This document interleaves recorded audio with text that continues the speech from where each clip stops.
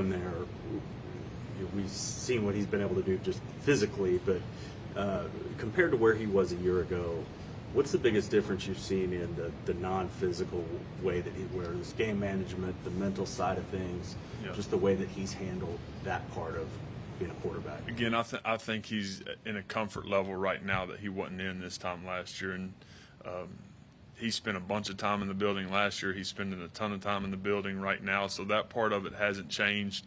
Again, he had to go through some things last year that were hard, and I think that's matured him in a way to have a really stern edge about him and how he's preparing and playing with the chip on his shoulder, and he's got to continue to do that.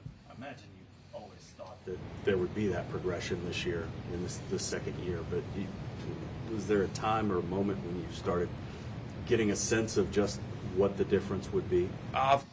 When he got back in January and just the way he worked and through winter workouts, and that had not a lot to do with ball, but it had a lot to do with leadership and toughness and edge and knowing who he was and being true to himself. Seeing that was something that was eye-opening for me because, again, he's operating with a real edge right now, and he's got to continue to do so. Jeff, the package with Jackson Arnold, have you been able to put your finger on why exactly that hasn't maybe worked to the degree that you guys thought it might, and is that something that you guys want to stick with going forward? Yeah, we'll continue to find ways to mix it up, and put him in positions of success when he's in the game. The other day, looking back, wish I would have done maybe a couple of different things with him in there.